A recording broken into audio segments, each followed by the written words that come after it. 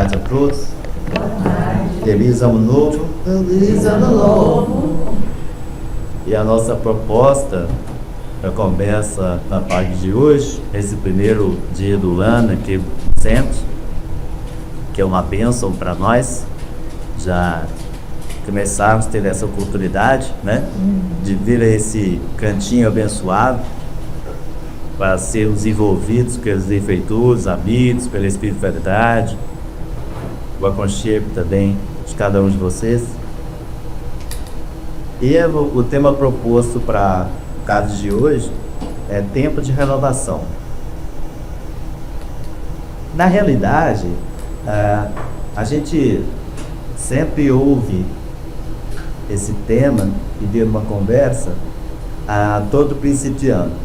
Todo início de ano, as pessoas fazem assim uma autoproposta e colocam planos de mudanças, planos até de renovações, planos de realizações, né?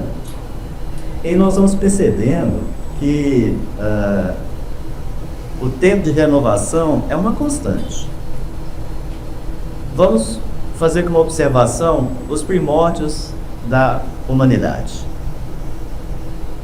O homem, até os dias de hoje, tem passado por transformações. Imaginemos, por exemplo, se estivéssemos ainda no tempo ou na idade das cavernas, né?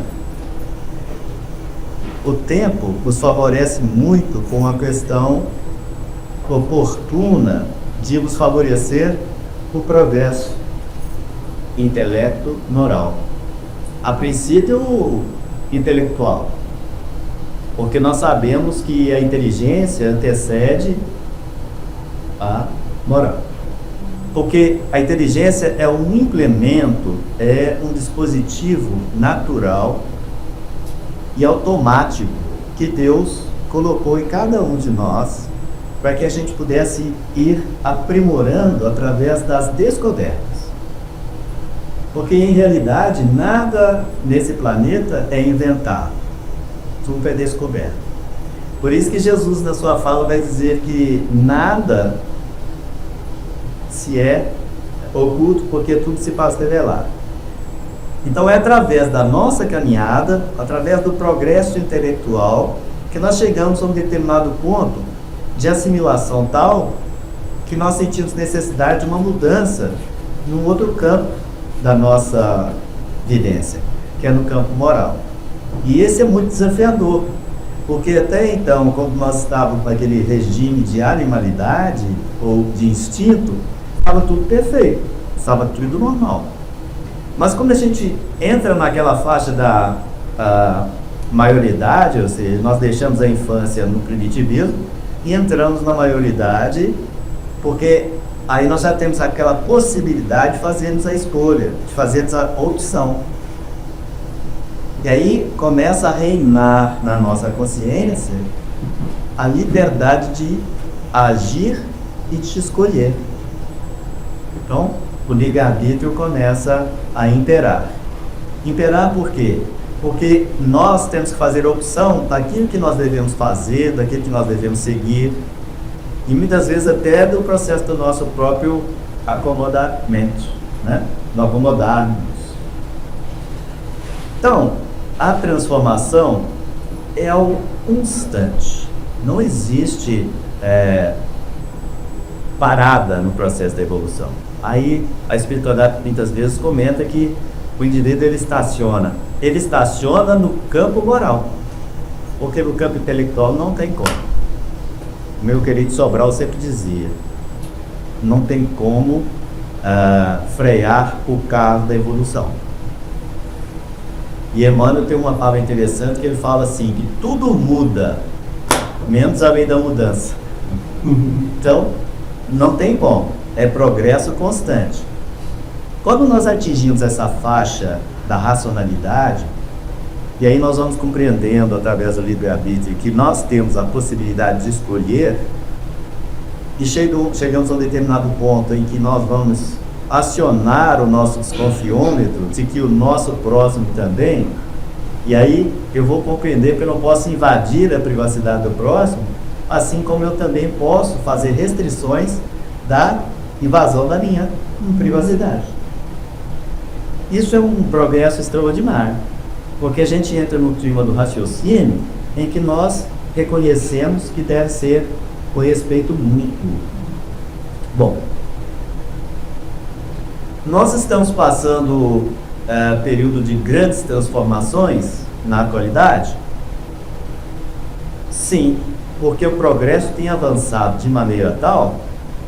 Imagine, por exemplo, os nossos avós tendo uma ideia do que estaria acontecendo hoje em termos de tecnologia. Apesar de que André Luiz, na sua primeira obra, né, Nosso Lar, ele já vem trazendo algumas informações. E hoje, inclusive, nós estamos usando a tecnologia para falarmos a grandes distâncias sem necessidade, inclusive, do fio condutor, né? Então, imaginemos que, principalmente com o advento da internet, as coisas começaram a ter uma velocidade muito maior. O implemento da evolução mais acirrado começou com a questão da indústria, a industrialização, que foram motivada a princípio na Inglaterra e depois se espalhando por todos os países, né? E hoje atinge todos os continentes.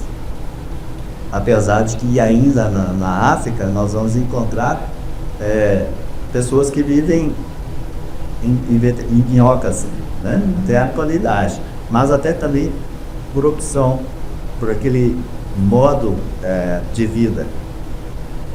Então, a partir desse advento extraordinário da internet, nós fomos nos aproximando mais no sentido de comunicarmos à distância, porque de uma certa forma também tem distanciado as pessoas, porque nós nos acomodamos.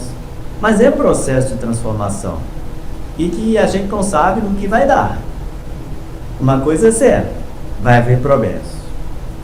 Vai haver progresso constante, porque não há como frear o carro da evolução, né? Muitos dizem, mas aqueles espíritos que estão endurecidos na maldade, esses não estão evoluindo, estão evoluindo intelectualmente. Não tem como. Chega um determinado momento em que aciona na sua intimidade, através do dispositivo dor, a necessidade de começar a implementar também esse lado moral.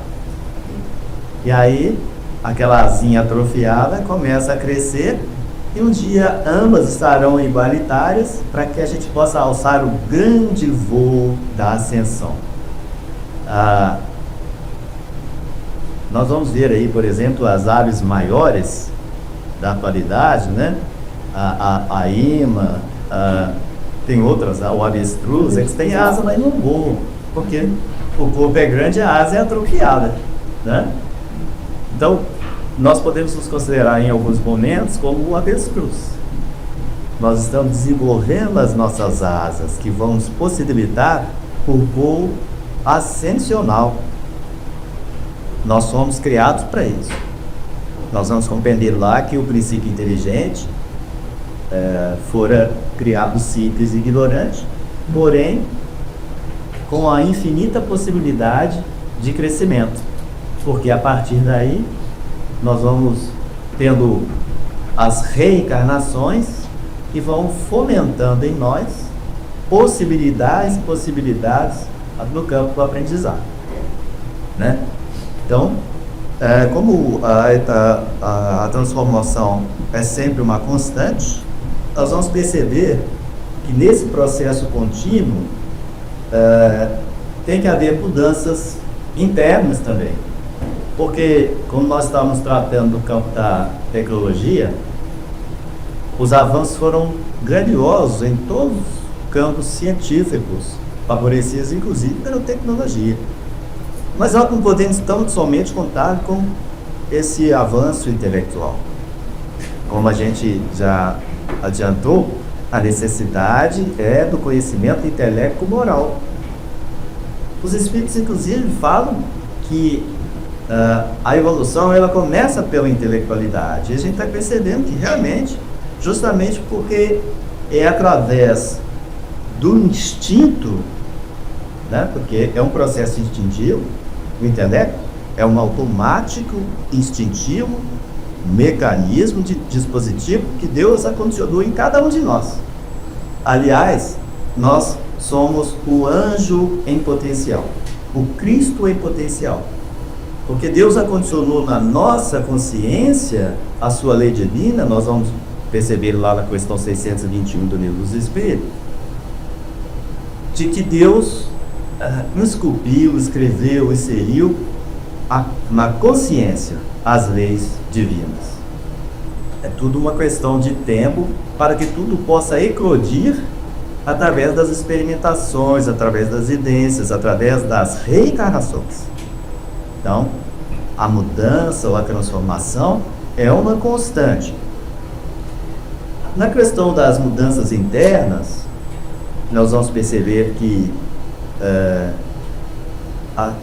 as perspectivas são ilimitadas, dependendo do nosso avanço, da nossa vontade, porque a vontade tem que imperar. Alguém aqui já leu o livro Pensamento e Vida, de Emmanuel? Quando ele vai falar lá da vontade, ele vai dizer que é um dos gabinetes que regem a nossa consciência, a nossa individualidade. Emmanuel vai dizer nesse livro que a vontade é um impacto determinante. Então, o impacto de mudança, o impacto de querer, o impacto de fazer, de realizar,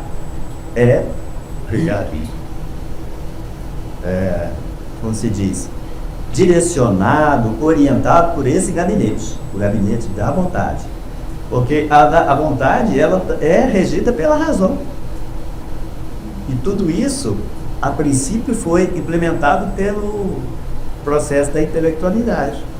Porque é através da capacidade racional em que o homem vai fazendo a observação dos pontos que deve e que não deve, dos locais onde deve ou não deve pisar.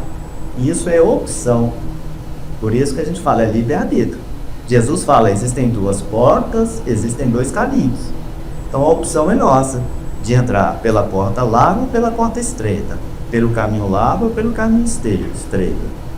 Mas muitas vezes a nossa intelectualidade nos prejudica no sentido em que a gente quer coisas mais fáceis, né? Porque acomodamos, de uma certa forma, num campo vicioso de não querer sofrer, de não querer ter dor. Ah, mas você está fazendo apologia da dor e do sofrimento? Não estou fazendo. É que é uma realidade. São instrumentos também do progresso. E que, inclusive, implementam a nossa necessidade de moralização. Ah, mas e por que então da dor? Olha, a dor, ela não está restrita tão somente à humanidade. Os animais também sentem dor, né? Então, nós percebemos que é um instrumento de evolução. O animal da atualidade chegará ao campo no campo hominal, será também uma estrutura racional, né? Então, nós vamos percebendo que essas perspectivas, elas também entram no campo das atitudes. Para que a gente possa assumir um compromisso de mudança, nós temos que tomar atitudes. E a atitude, ela tem que, muitas vezes, ser implementada pela coragem.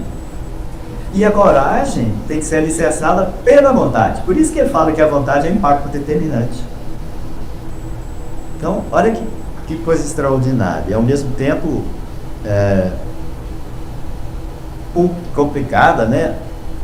Complexa, porque existe todo um dispositivo na nossa intimidade que vão sendo associados a tantas outras coisas implementadas para a gente ir absorvendo, e principalmente porque nós somos receptivos a informações e cada um faz a opção pela informação que quer seguir, porque A informação é que dá a formação. O indivíduo é bem informado, mas muitas vezes ele ainda não é formado.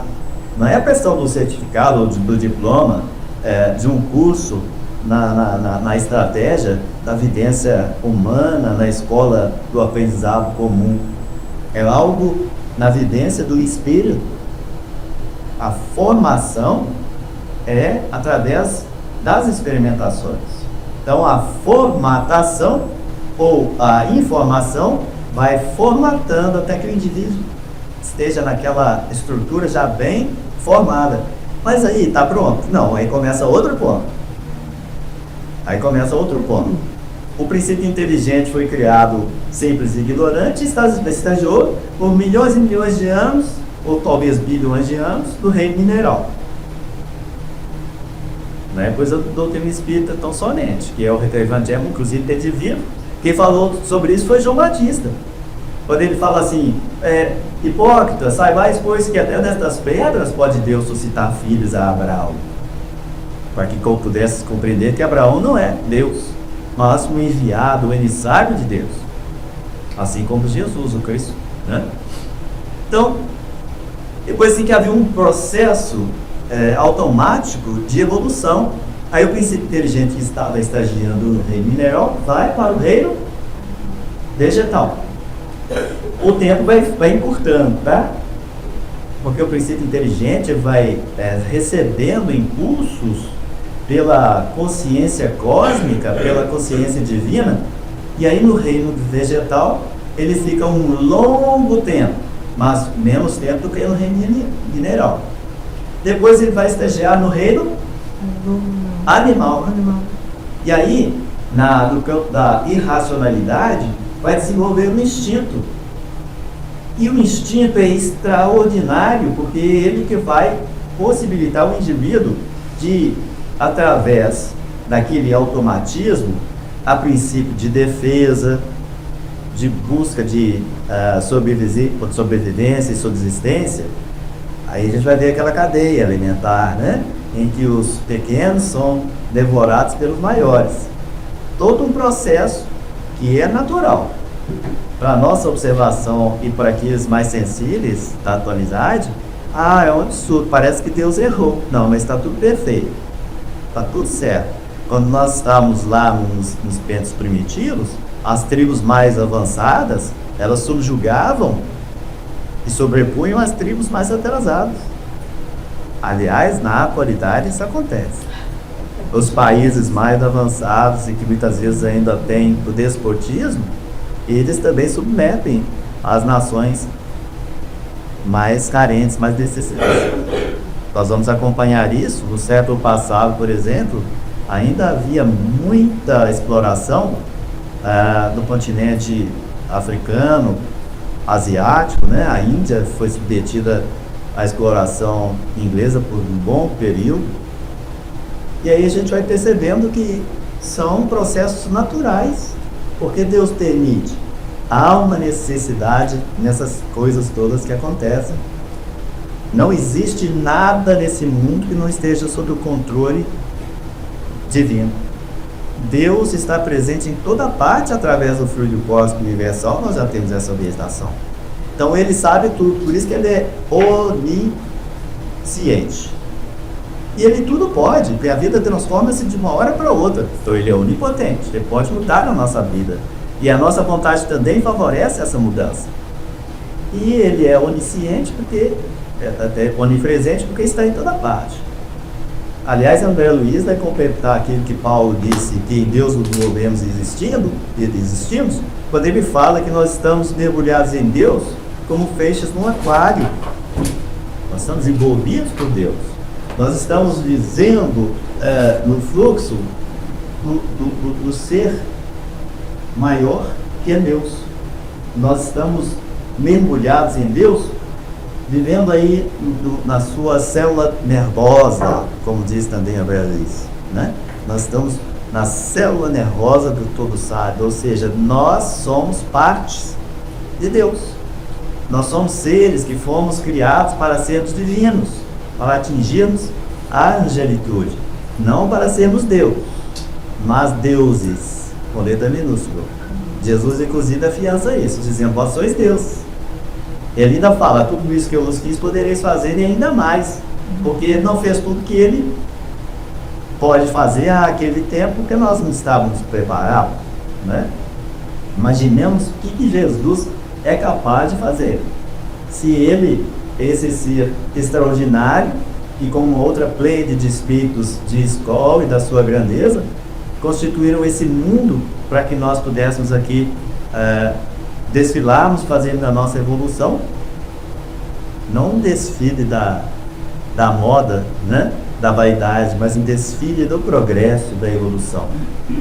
Então é preciso ter coragem para tomar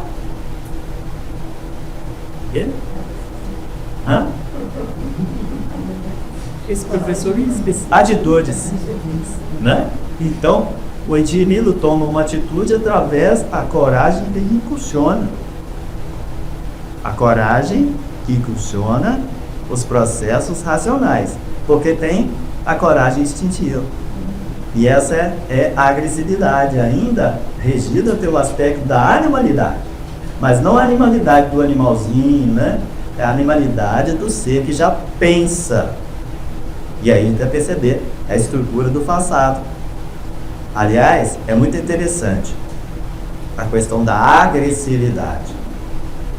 Aquelas tribos primeiros, os que eram submetidos pelos mais fortes, eles ficavam como que acanhados, enquanto os mais fortes dominavam e avançavam ainda mais. Mas aqueles acuados estavam desenvolvendo processos para sair daquele processo, daquela situação de inferioridade. Então, enquanto eles eram massacrados por serem fracos, a espiritualidade observava. A hora que o camarada encontrou um pedaço de osso grande, bateu na cabeça daquele que era maior, e aquilo e morreu, a espiritualidade aplaudiu. Não foi violência, foi reação. Vocês estão compreendendo na questão? O que não cabe na atualidade. Eu pegar um pedaço de pau e bater na cabeça do meu semelhante. Porque nós estamos já num ponto de quase que equiparação, de igualdade, né? Então, para tomarmos atitude, é preciso coragem, mas nós temos que aceitar o quê? O desafio. Porque mudar é desafio. É desafiador a gente, principalmente as mudanças daquilo que está estabelecido em nós, já numa condição de comodismo. Nós acomodamos porque está na zona confortável, né? A zona confortável é assim: olha, tá nevando, eu estou dentro de casa, tá quentinho, aí eu tenho que sair, eu tenho que fazer outras coisas fora de casa, tá tão frio, mas eu tenho que ir, então eu vou buscar recurso. Qual é o recurso? Eu vou me agasalhar, eu vou me proteger, mas eu tenho que caminhar lá fora na neve e o frio, na chuva ou no calor escaldante, tenho que buscar recurso. Tudo isso foi implementado pela intelectualidade. Não tem nada a ver com a moral, a não ser o indivíduo que quer sair nu andando pela rua, que é diferente. Entendeu? Isso tudo envolve a nossa psicologia. A psicologia que nós estamos desenvolvendo através das experimentações. E a grande bênção disso, qual é, gente? A do progresso? É um dos princípios fundamentais da doutrina espírita. Inclusive, se houver dogma na doutrina espírita, esse seria o próprio dogma. A reencarnação. A reencarnação. Que é ela que nos favorece e que nos traz o progresso, né? Bom, como nós estamos nesse processo de grande transformação na atualidade, porque nós passamos por ele constantemente, em todos os momentos. Aliás, qual que é a maior transformação em que a vida nos desafia, gente? O que vocês acham que é a maior transformação que a vida nos desafia? É a vida que nos desafia. Morrer. A morte é a maior transformação que nós passamos. Aliás, novamente, meu querido Sobral dizia o seguinte: o pior que a coisa esteja, ainda pode piorar mais, porque a gente morre. E aí a gente percebe que não piorou coisa nenhuma, porque a gente continua vivendo.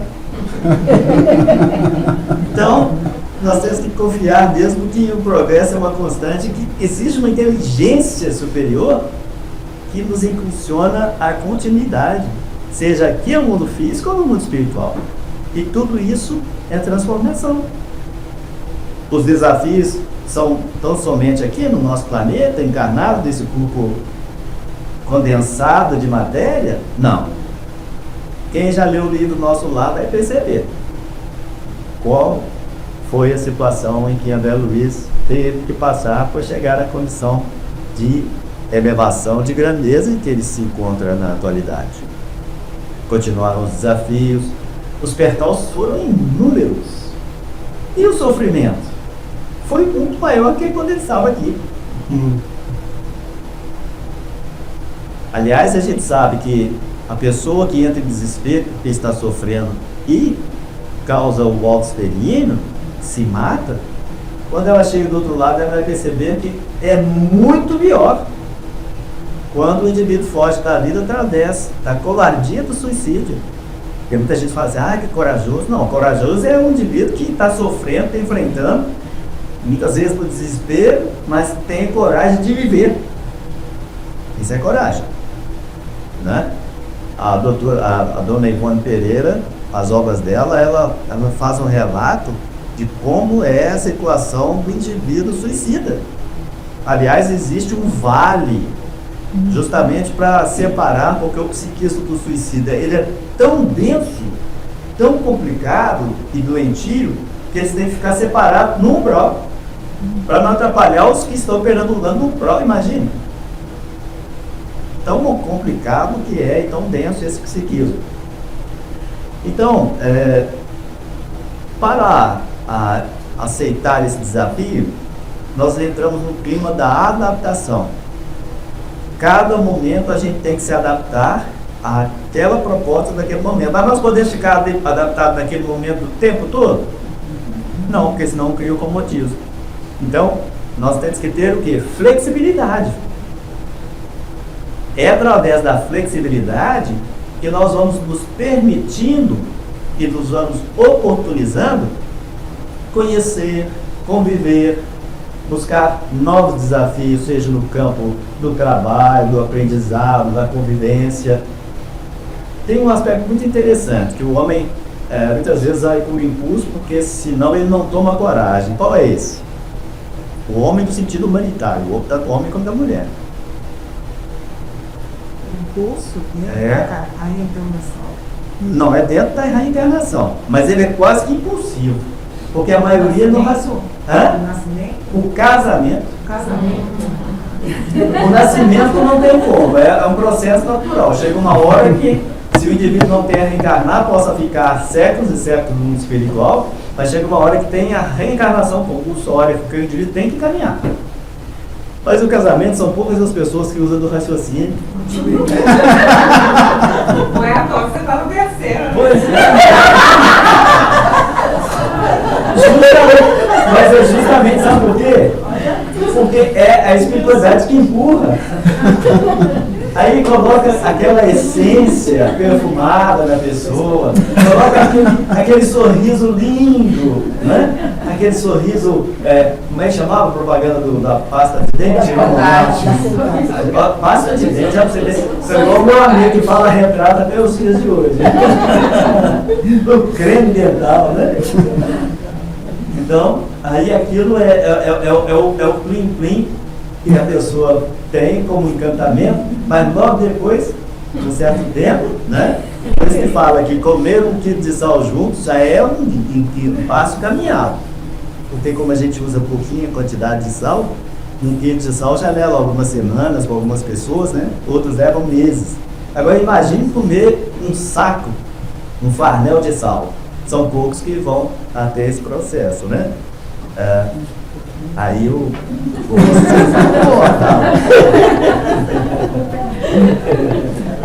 Ai, meu marido.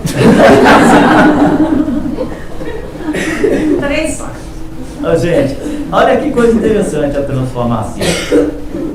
Quando a gente vê nos livros de história ou nos programas de ciência falando sobre o progresso e a evolução do homem, o homem primitivo era muito feio, não era?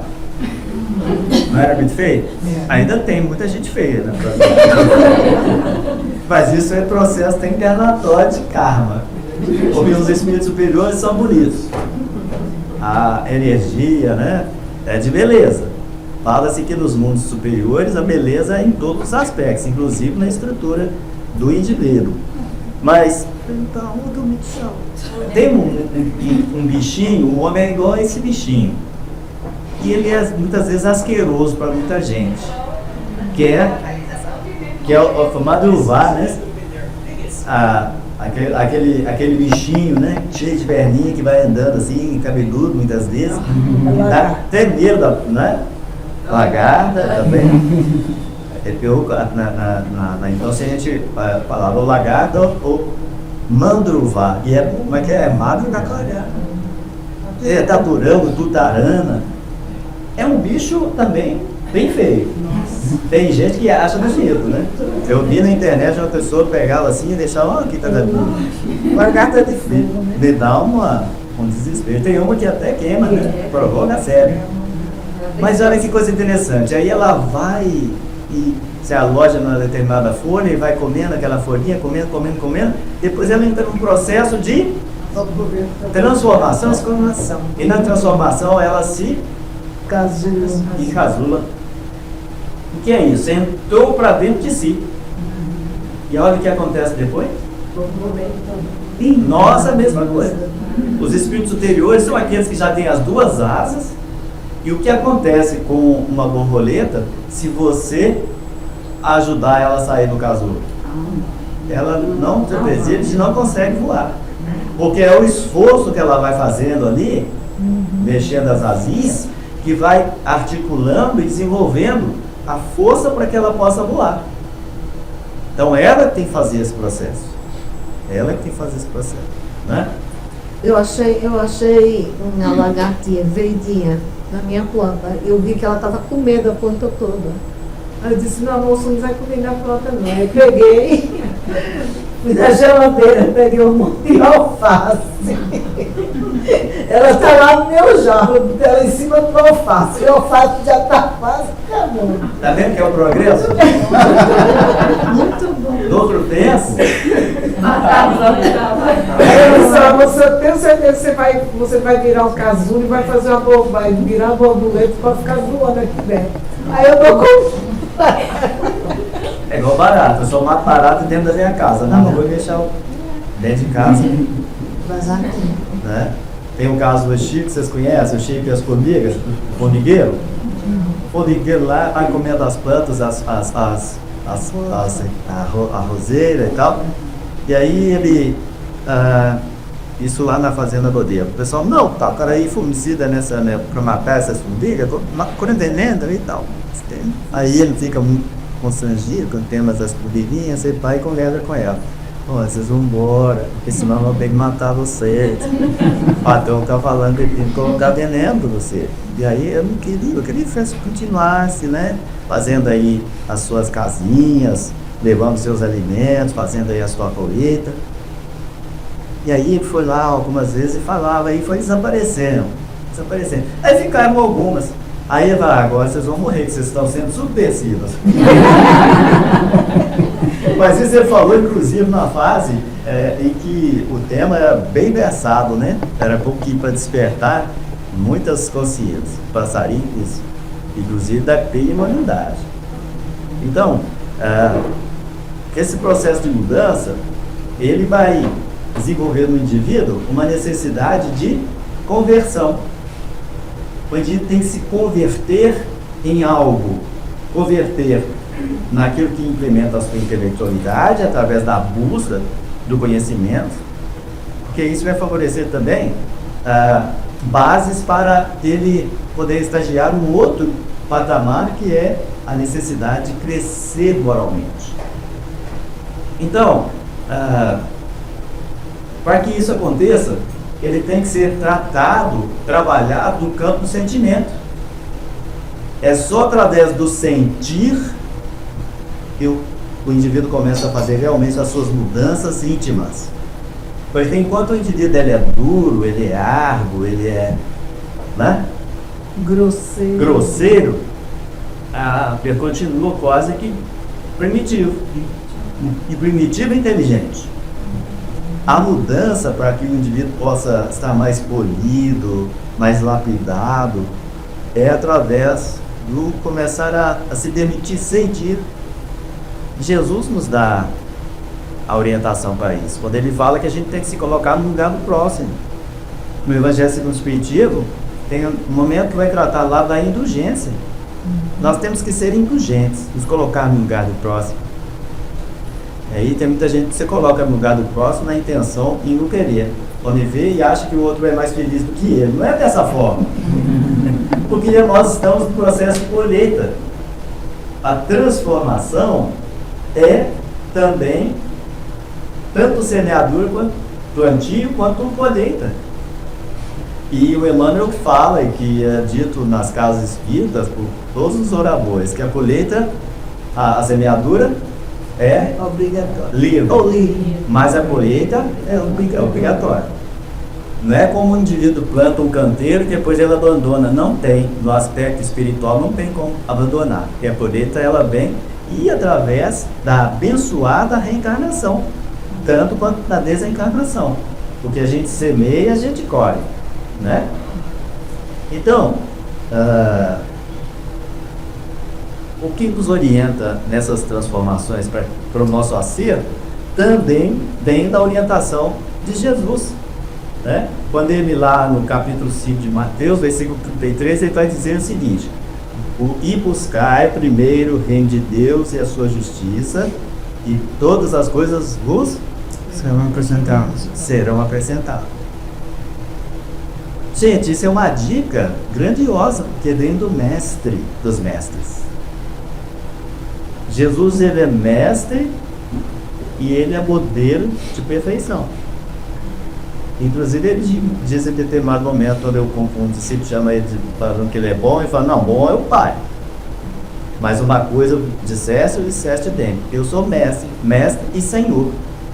Senhor porque tem autoridade. E a autoridade a gente vai alcançando através do progresso moral, que já é alicerçado pelo progresso intelectual. E o indivíduo é Senhor quando ele tem domínio, né? Então, nós ainda não temos domínio. Nós estamos ainda sob a lei de causa e efeito. Nós estamos ainda abaixo da lei. Os espíritos superiores estão na linha da lei. E Deus está acima. Estará sempre. Ninguém vai chegar ao ponto de Criador, porque não tem como. Somos criaturas, né? Bom, Kardec nos orienta uma coisa interessante. Nós temos, como Jesus orienta, que estabelecer em nós um piso que estruture recursos para nós implementarmos a nossa fé. Inclusive, vai dizer, se você tem uma fé pequenininha, tamanho de um grão de mostarda, então essa fé ela tem que ser plantada.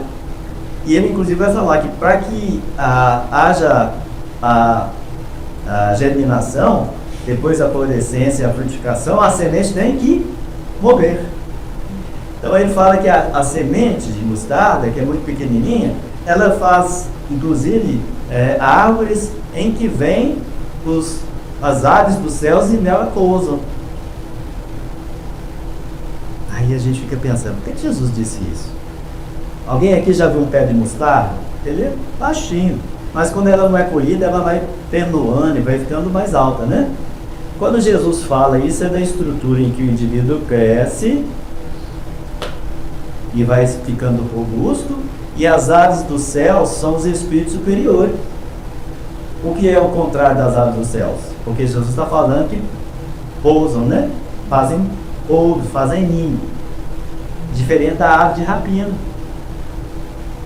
A ave de rapina são obsessores. As aves do céu são aquelas que estão no sobrevoo acima Não são aquelas que ficam só na rapina. Mas o leal tem a raiz que segura, né? Sim, toda Todas têm, Toda mas estrutura quando tem raiz. a raiz tá... Quando ela cai, ela já tá morta. é como Jesus orienta também a questão da prudência e da imprudência. E fala também uma parábola, muito bem lembrado, quando ele vai falar da questão da casa, do homem, ele compara o homem, parábola e comparação, a um homem insensato que pôs sua casa sobre a areia. E aí vem a chuva, vem a tempestade, vem o vento forte e a água transborda, e aquela casa cai e é grande a sua queda. Por quê? Porque ela não foi edificada sobre a rocha. Não houve uma estrutura alicerçada. Ao contrário do homem insensato, que edifica a sua casa sobre a rocha, e acontece o mesmo processo de intempérie, mas ela não cai porque ela tem base, tem alicerce, tem estrutura. Assim é todo o nosso processo psíquico. Quando a gente põe os pés, isso aí no sentido figurado, em determinada situação, em determinado terreno que a gente não tem a segurança, com certeza vai ruir e a gente vai cair. Então, o processo de mudança, na atualidade, ele tem que ser muito orientado pela observação, pela reflexão, pelo raciocínio lógico. Por isso que Allan Kardec vai falar a questão da fé. Nós não podemos ter uma fé cega. A nossa fé tem que ser acompanhada, tem que ser acessada pelo conhecimento. A base é a ciência. A estrutura que fomenta o caminhar da ciência é a filosofia. E o que dá toda a força, estrutura e segurança para isso é a fé em Deus. Então é o campo da religião. A doutrina espírita está embasada em tríplice aspecto: ciência, filosofia e religião. A pessoa fala, mas a doutrina espírita não é religião. É sim, gente, então tem como não ser. Ela já começa a religião. A primeira questão do livro dos Espíritos, que é Deus. Aí vai para a questão 625, o pessoal fala, não precisa de evangelho, não é só a doutrina científica. Qual o tipo mais perfeito que Deus deu ao homem para servir de modelo e guia, ou de guia e modelo? Jesus.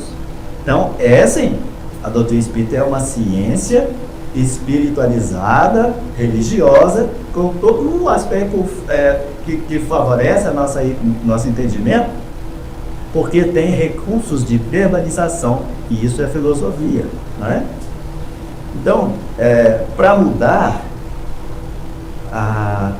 não tem como a gente progredir espiritualmente com as dificuldades que nós carregamos no nosso íntimo, e principalmente no campo da convivência com o próximo. Não tem como a gente sair de um processo de lei de causa e efeito com inimizade, gente. Olha que desafio. O indivíduo nos maltratou, nos prejudicou, nos machucou. Vamos até dizer que ele nos matou em uma determinada existência, a gente vai encontrar com ele. A energia a gente vai perceber de imediato. Porque os antagônicos se reconhecem, assim como os semelhantes. Por isso que fala, simílico, simília curanto, né? Semelhante atrai semelhante. Mas os adversos também se atraem, porque o que liberta é o amor, o ódio une. O ódio aproxima e o amor liberta, porque mesmo na proximidade as pessoas se sentem livres. E isso vai levar um tempo para a gente vivenciar e compreender, né? Então, Jesus vai dizer no Sermão da Montanha, no capítulo 5, versículo 25. Porque a gente quer oferecer coisas para Deus. Aí ele vai fazer uma comparação da oferenda para o templo.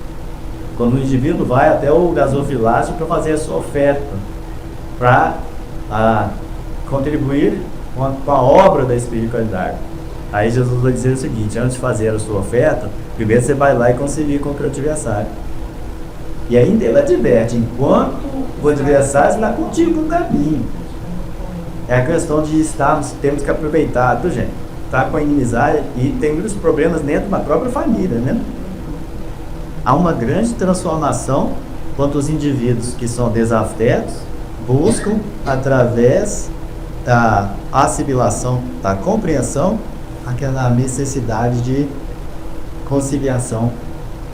Porque Emmanuel fala que o inimigo é aquele amigo magoado que volta, é aquele que nós muitas vezes ofendemos, causamos dificuldade, né? Porque amiga é toda a humanidade. Nós somos da mesma casta, a casta humana, não através dos bulbos, né? Daqui que se convencionou como raça, né? Aliás, a raça é uma só, é humana. A etnia é diferente, mas a raça é uma só. Então, se a gente quiser ser perdoado, a gente tem que perdoar. Isso é um processo de transformação grandioso. Muito difícil. Não é? Muito difícil. Muito difícil. Só sabe por que o prédio chama edifício? Difícil. É difícil. Porque é construído. Exatamente. Mas Mas aí quando chega lá no último andar, que está tudo prontinho, o que é? não sei. Os portugueses dizem edifício. Quando chega no final, vai falar assim, mas foi impossível.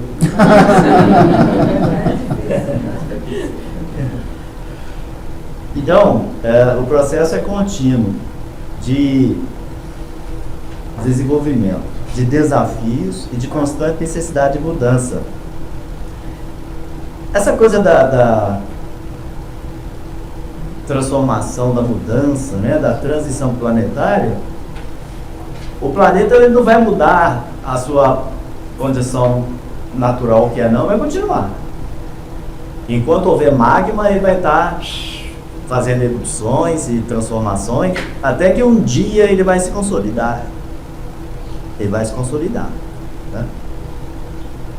Quando isso passar, daqui a alguns mais bilhões de anos, aí ele chegou na sua estrutura, que não vai ter nenhum terremoto, não vai ter mais... Ele vai estar numa situação estável. Isso vai levar um bom tempo. E vai chegar um momento que ele vai ser destruído. Uma senhora certa feita numa palestra, o expositor fala que o mundo vai acabar, e ela fala, e foi naquela época, né, que a pessoa dizia assim, 1000 passará, 2000 não chegará. E ela estava obcecada, porque no ano 2000 o mundo ia acabar. Não ia acabar. Aí o orador fala, não, vai acabar realmente. Só que vai ser daqui a 5 bilhões de anos aproximadamente. Ela, meu Deus, é com minha filha, não preocupa, até lá você já está na condição angelical. Ele já não está mais aqui nesse planeta, né? Então a mudança realmente é constante em todos os aspectos. Essa mudança, ou essa transformação planetária, ela é no clima psíquico do planeta. E o clima psíquico quem faz é a humanidade. Então essa grande mudança é uma proposta que aconteceu lá em Capela. Alguém já viu aí o livro A Caminho da Luz? E aquele outro também, Exilados de Capela. Capela, aí é um sistema solar em que um planetinha menorzinho estava tendo muitas dificuldades, porque um grupo de espíritos, vamos dizer uma quantidade considerada de espíritos, estavam atrapalhando o progresso daqueles que queriam caminhar. Então, por exemplo, alguém aqui que quer fazer guerra? Alguém aqui quer soltar bomba atômica? Tem alguém aqui que está querendo prejudicar o seu próximo no sentido de passar a perna? E eu acho que não, né? Nosso desafio agora é de melhorar. Mas aqueles que estão vivenciando isso, eles são convidados a partir de agora, e segundo uns, desde a Revolução Francesa, e principalmente no período da Segunda Guerra Mundial, sendo convidados a se retirarem do planeta. Algo interessante que naquela época tinha muito menos habitantes do que tem hoje, né? Lógico, o planeta Terra é solidário, está ali no espírito de outros lugares. Espíritos vêm de outros sistemas, vai continuar fazendo a evolução, e existem até exilandos, né? Aqueles que não estão indo muito bem lá, vem para cá, porque aqui é uma escola mais árdua. É o clima da segunda época, né? Muitas vezes o professor não sabe nem que época que está, de tanta bomba que já levou. E aí o processo reencarnatório ele não pode parar, e o indivíduo precisa continuar sempre, então ele reencarna onde é favorável ao seu progresso. Então o que acontece? Essa transformação planetária, essa grande mudança planetária, é no psiquismo coletivo da humanidade. Vão ficar aqueles que querem continuar trabalhando, implementando progresso intelectual e moral. Porque tem uns que implementam muito o intelectual, por exemplo, a teoria da relatividade, ela foi desenvolvida num aspecto positivo. Aí foi lá um muito inteligente, mas com uma moral muito rasa, e desenvolveu a bomba atômica. Entenderam? É ciência? É ciência. Porém, a ciência que é usada para o bem é a que vai permanecer, aquela que é usada para o mal. Aí, o caso da corrupção. Aqueles espíritos que usurpam o dinheiro da merenda escolar, da saúde, da educação, da segurança, são espíritos que não podem permanecer, porque eles são muito conscientes no aspecto do volume, eles sabem o que estão fazendo. Então, esse tipo de espíritos que foram exilados de capela para cá. E aí a gente vai ver que existem muitos resquícios e muitas dificuldades, inclusive na própria intimidade de cada um de nós, justamente porque nós somos como que descendentes de todo esse processo aí. Aliás, os espíritos dizem que no meio espírita estão ainda remanescentes de capela. Aí a pessoa fala assim, olha, eu sou de capela, grande coisa. É uma vergonha. Porque os mais evoluídos na época dos capelinos foram os egípcios. E eles voltaram rapidinho, eles ascenderam rapidinho. Tanto que eles deixaram vestígios que até hoje a gente não compreende como é que aquilo tudo foi feito. Tamanho o avanço, o progresso que eles tinham. Não é? Aí a pessoa vai dizer, mas o Egito está lá até hoje. E o pessoal lá é o mesmo? É o mesmo povo inteligente? Aliás, uma mulher não pode andar sozinha lá, sem um guia, sem orientação, vocês sabem disso. Como na Índia, em alguns lugares, ou na maioria dos lugares na Índia. Então, não é o mesmo povo. Aquele já não dá mais. Né? Aí a gente vai ver, por exemplo, a questão da assimilação do campo do sentimento. Quem se lembra aí nas escolas em que a gente lia poemas, livros de poemas, poesia? Não era uma coisa gostosa, vindo? Está tendo essa sensibilidade na atualidade? Mudou muita coisa, transformou? Então existem transformações que muitas vezes são negativas. Entenderam? É um desafio e é constante? Ela pode ser tanto positiva quanto negativa, depende do psiquismo do indivíduo. Aí a gente vai compreender a questão da transformação planetária, dessa grande transição que nós estamos passando e agora vai ser muito mais acirrada. Aliás, no Evangelho fala que um percentual muito grande vai ser tirado. Lá no Apocalipse fala que um percentual muito grande, eu não lembro se é um terço da população, que vai ficar o que vai sair. Eu sei que é uma quantidade que agora não vamos nem comentar não, vai gente entrar em desespero. O negócio é a gente correr agora para não ficar para trás. Mas não é correr fugido não, é correr no desafio, tá? O desafio. Gente, eu falei tanto que não vai dar tempo, nem eu comuniquei o que passaria. Eu vou falar para vocês o seguinte, no sentido de transformação e desafio, o capítulo 20 do livro Boa Nova vai falar lá de Maria de Magdala. Quem esteve aqui na semana passada? Vocês se lembram? O nosso amigo estava falando sobre Paulo de Tarso. Foi uma transformação grandiosa. Mas a transformação maior de todos foi de Maria de Magdala. Porque Saulo, ele era fiel seguidor da lei de Moisés. Maria de Magdala, ela tinha se corrompido em todos os aspectos. Era como aquela fonte cristalina que se permitiu ser enlameada pelos vícios e pelas oferendas do mundo. E quando ela encontra com Jesus, ela que vivia uma vida de grandes prazeres com romanos ilustres e com comerciantes ricos que procediam de vários locais e passavam por ali, por Magdala, onde ela tinha sua mansarda. Quando ela vai encontrar Jesus e ouve Jesus falar sobre a Boa Nova, ela se encanta, porque ela era uma mulher que tinha vendido paixão, considerava que era amor, mas sentia muita necessidade do amor verdadeiro. E ela encontra aquele amor verdadeiro em Jesus. E ela deixa toda aquela vida para trás, de meretriz, ela era meretriz, já ouvi gente dizer que não era não, mas Era assim, né? E ela então começa um processo de transformação tão grandioso. Foi ela, inclusive, que Jesus resolveu apresentar-se lá no dia da ressurreição.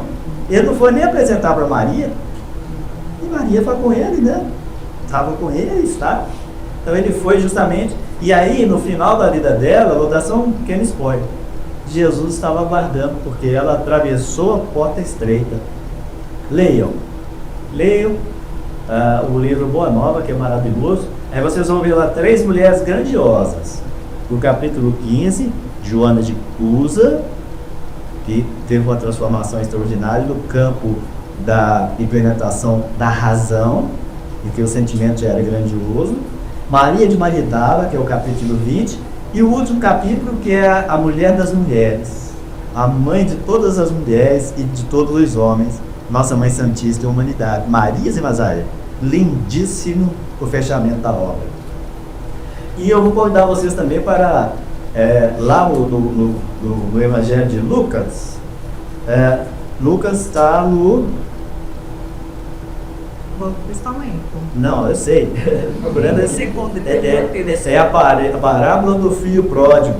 Vocês vão encontrar lá algo muito interessante. O indivíduo que sai da casa do pai com todos os recursos, prodigaliza todos os seus bens, ou seja, cai na gandaia, mas depois ele se arrepende e através da dor, porque ele sentiu muita fome, a ponto de querer comer a comida dos porcos que ele foi apacentar, que aí ele fala assim: na casa de meu pai, os servos da diária têm pão e eu aqui perecendo de fome. Aí ele diz assim: levantar-me-ei e virei ter com meu pai. É a proposta. Aí que eu pego todos nós. Proposta de mudança a gente faz todos os anos. Que aliás o ano foi modificado no calendário, porque o ano, na realidade, começava em abril, por isso chama abril, da abertura. Então foi modificado, foi trabalhado, equacionado, né? Assim como o próprio nascimento de Jesus não foi em dezembro. Então, depois eu falar que eu estou já parado, né? Ele fala: levantar-me-ei e ter com meu pai. Aí vocês vão ver que na fala é assim: e levantando se foi. Então nós temos que parar com essa mania de falar: eu vou mudar, fazer aquele tanto de proposta, e nunca concretiza. E nunca concretiza, porque chega um determinado momento que começa a subida, e aí o carro já não quer, né? Estava tão bom enquanto a gente estava lá em linha reta, mas a ascensão do Espírito é isso, né? E é desafiador, porque a gente tem que vencer uma série de obstáculos e de terrenos, né? E aí, no final da parábola, ele estava sendo aguardado pelo Pai. Assim é a nossa trajetória como Espíritos. A gente prodigaliza todo o repulso que Deus nos dá, até chegar um determinado momento em que a gente vai compreender: ganhei tanta coisa e não soube aproveitar. Então agora chegou o momento. Já trabalhei a racionalidade, já estou robusto nesse sentido, mas ainda sou muito sensível. Eu preciso trabalhar a minha sensibilidade para que ela não seja sentimentalismo, para que isso transforme em amor e vença a grande paixão que todos nós temos. Muita paz e alegria para todos, muito obrigado e feliz ano novo!